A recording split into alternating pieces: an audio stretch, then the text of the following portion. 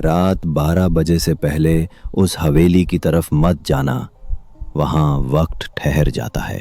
आखिरी अल्फाज थे जो डॉक्टर निहा ने बस से उतरते वक्त एक पूरे शख्स से सुने थे, जिसकी आंखों में खौफ और लहजे में लर्जिश थी। निहा ने सिर्फ हल्का सा मुस्कुराकर उसका शुक्रिया अदा किया और आगे बढ़ गई। निहा एक जदीद तालीम याफ्ता माहिर नफ्सियात थी जो किसी माफौकुल फितरत बात पर यकीन नहीं रखती थी। उसे रियासत हिमाचल प्रदेश के एक वीरान इलाके कालीगढ़ में बुलाया गया था, जहां कुछ लोगों में अचानक नींद में चीखने, दीवारों पर चढ़ने और खुद को जख्मी करने की गैर मामूली अलामात देखी गई थीं। कालीगढ़ का गांव पहाड़ों के दामन में छुपा हुआ था। सूरज ढलने के साथ ही वहां की फजा में अजीब सा बोझ उतर आता था, जैसे हर घर के दरो दीवार पर कोई अनदेखा साया छा जाता हो। नेहा जब गांव पहुंची तो दिन का आखिरी पहर था। हवा में नमी, जमीन पर खुश्क पत्ते और गांव की गलियां सुनसान थीं। हर दरवाजे के बाहर लाल रंग की रेत बिखरी हुई थी, जिसके बारे में बताया गया कि यह काल रात्रि को रोकने का टोटका है।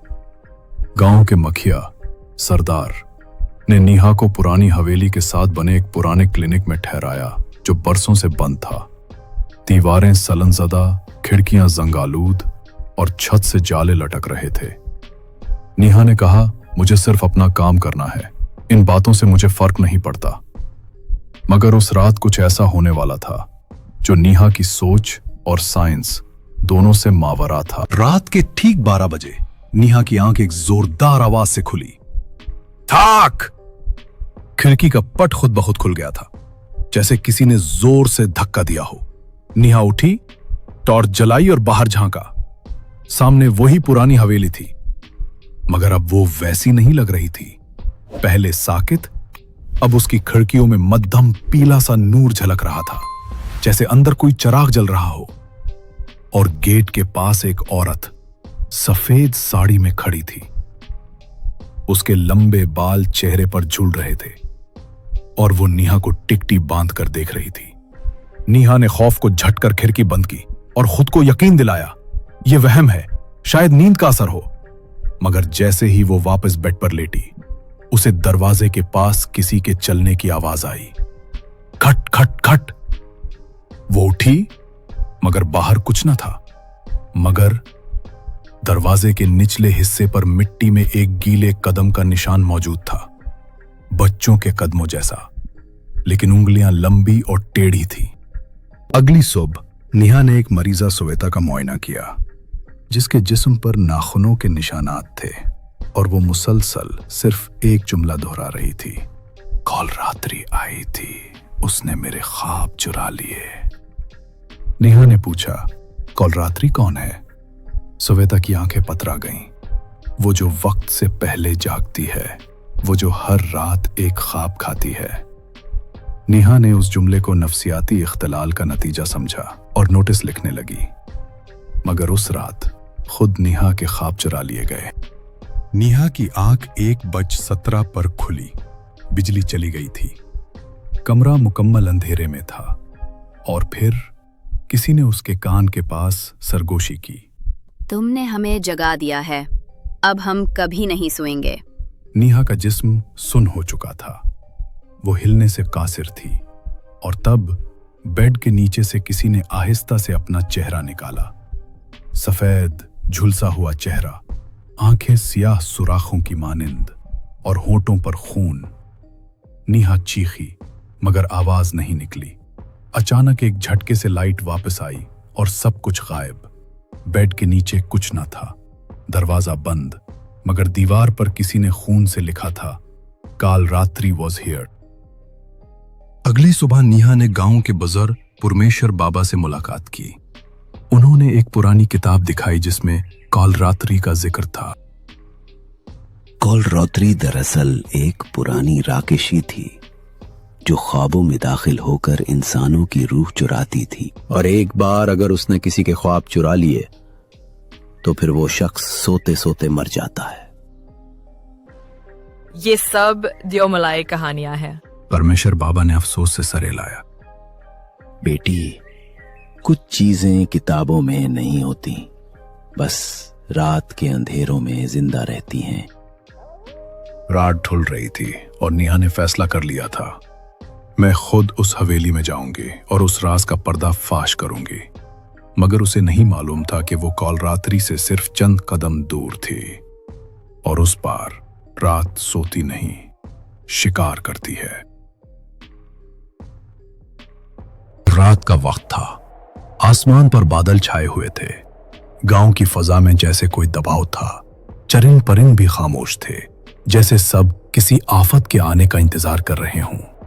डॉक्टर नेहा ने अपने कदम कालीकर की पुरानी हवेली की तरफ बढ़ा दिए, हाथ में टॉर्च, दिल में खौफ और दिमाग में सवालात की एक तवील कतार।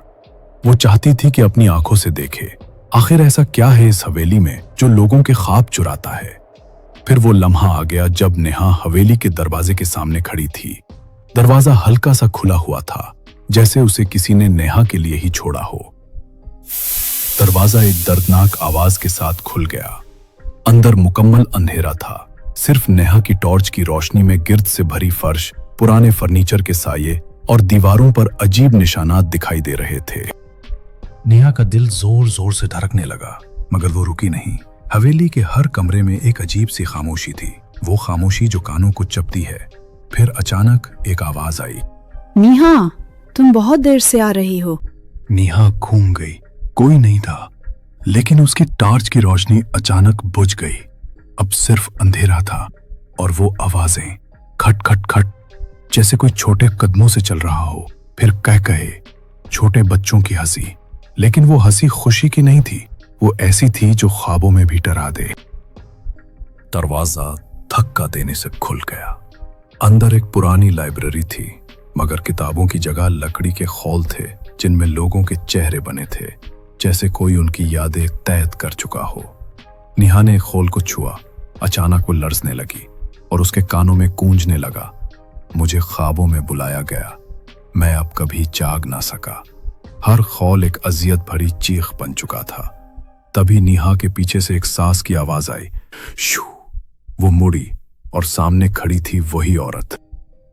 सफेद लिबास, झुलसा हुआ चेहरा और आंखों की जगह काले कड़े। वो नेहा की तरफ बढ़ी, बगैर पैर के, जैसे जमीन पर तैर रही हो। तुमने हमें जगाया है नेहा, अब हमें तुम्हारी नींद चाहिए। नेहा ने पीछे हटना चाहा, मगर जिस्म सुन्न हो चुका था। कालरात्रि ने हाथ बढ़ाया, उसकी उंगलियां धुएं में बदलने लगी और अचानक नेहा के माथे को छू लिया। नेहा ने चीख मारी और उसका जिस्म जमीन पर गिर पड़ा। जब नेहा की आंख खुली, वो एक अजीब जगह पर थी। एक लंबा सा राहदारी, हर तरफ बंद दरवाजे और हर दरवाजे के पीछे ख्वाब। दरवाजे खुद ब खुद खुलने लगे और नेहा ने देखा एक औरत अपने बच्चों के साथ खेल रही है। अचानक सब जल जाते हैं। एक बच्चा स्कूल जा रहा है, रास्ते में उसका साया उसे निगल लेता है। एक बूढ़ा शख्स इबादत कर रहा है, उसके पीछे काला धुआं उसे चुपचाप लपेट लेता है। नेहा को अब समझ आ गया था, कालरात्रि वो है जो ख्वाबों में दाखिल होकर रूह को निगल लेती है। नेहा चीख चीख कर कहने लगी, मुझे वापस जाना है, ये ख्वाब नहीं, ये कब्र है। तब एक बूढ़ी आवाज आई, वापस जाना है तो कीमत देनी होगी। नेहा ने पूछा, क्या कीमत? कालरात्रि की परछाई सामने आई और कहा, अपना सबसे खौफनाक ख्वाब मुझे दे दो, वो ख्वाब जो तुमने कभी किसी को नहीं बताया। नेहा की आंखें भर आई। नहीं, मैंने उसे दफना दिया था। कालरात्रि ने कहका लगाया, इसीलिए तो मैं उसे देखना चाहती हूँ। नेहा की आंख खुली। वो क्लिनिक के बिस्तर पर थी, मगर उसकी आंखें सूजी हुई थीं, सांसें तेज और वो बिल्कुल खामोश थी। परमेश्वर बाबा ने आहिस्ता से पूछा, क्या तुम उसे देख कर आई हो? नेहा ने बमुश्किल सर हिलाया। बाबा बोले, अब तुम्हारी नींद कभी मुकम्मल नहीं होगी। तुम जिंदा हो, मगर ख्वाब अब उसके हैं। नेहा ने हवेली को छोड़ दिया, मगर हर रात ठीक 1:17 पर उसकी आंख खुल जाती है। कमरे में धुआं सा भर जाता है और कोई आहिस्ता से सरगोशी करता है, हम वापस आएंगे नेहा, हर उस रात जो कालरात्रि होगी। कई हफ्ते गुजर चुके थे, मगर नीहा की जिंदगी वैसी ना रही। हर रात ठीक 1:17 पर उसकी आंख खुलती, कमरे में ठंडक और एक मानूस सी सरगोशी गूंजती। हमें सिर्फ एक और नींद चाहिए, फिर हम मुकम्मल हो जाएंगे। नेहा ने कई बार नींद की दवाएं इस्तेमाल की, दिमागी सुकून के लिए थेरापी की, मगर सब बेअसर। ऐसा लगता था जैसे वो अब कॉल रात्रि की मिल्कियत बन चुकी थी।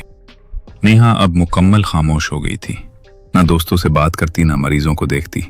हर वक्त सिर्फ एक ही सवाल उसके दिमाग में गूंजता, अगर कॉल रात्रि ख्वाब चुराती है तो क्या वो किसी और के ख्वाब लुटाकर मुझसे पीछा छुड़ा सकती है? यही सवाल उसे दोबारा कॉलीगढ़ ले आया।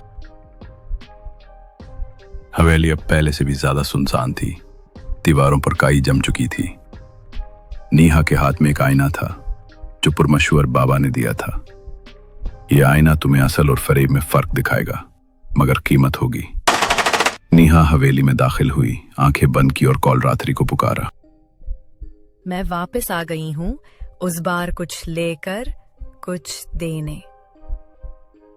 अंधेरा गहरा हुआ और वही सरगोशी गूंजी, तो फिर एक सौदा हो जाए। कॉल रात्रि सामने आई, पहले से ज्यादा हैबतनाक, मगर इस बार नीहा खौफजदा नहीं थी। उसने आईना कॉल रात्रि की तरफ बढ़ाया और वो चीखने लगी। ये तुम्हारा चेहरा है, असल रूप ख्वाब चराने वाली मगर खुद एक टूटी हुई याद। कॉल रात्रि की चीख फजा को चीर गई, दीवारें लर्जने लगीं। नेहा चिल्लाई, अगर तुमने मेरी नींद ली तो मैं तुम्हारी हकीकत चुरा लूंगी। कॉल रात्रि एक लम्हे के लिए रुकी और फिर खामोशी से बोली, तुम लूट जाओ, मगर याद रखो, नींद अब कभी महफूज नहीं। अचानक नेहा के सामने रोशनी का झुमाका हुआ और वो बेहोश हो गई। नेहा की आंख सुबह खुली। वो अपने बिस्तर पर थी, लेकिन हैरत की बात यह थी, पहली बार कई हफ्तों बाद उसने मुकम्मल नींद ली थी। कोई सरगोशी, कोई साया, कोई आंख ना खुली, मगर उसके हाथ में वही आईना था जिसमें अब उसका चेहरा नजर नहीं आ रहा था। नेहा समझी कि वो आजाद हो गई है, मगर इसी रात एक और गांव के कोने में एक बच्ची चीख कर उठी, काल रात्रि मेरे ख्वाब में आई थी। कॉल रात्रि खत्म नहीं हुई, वो सिर्फ चेहरा बदलती है, ख्वाब नहीं छोड़ती। और नेहा, वो अब दूसरों को सिखाती है कि नींद को हल्का मत लो, क्योंकि कभी कभार नींद के पीछे कोई और जाग रहा होता है।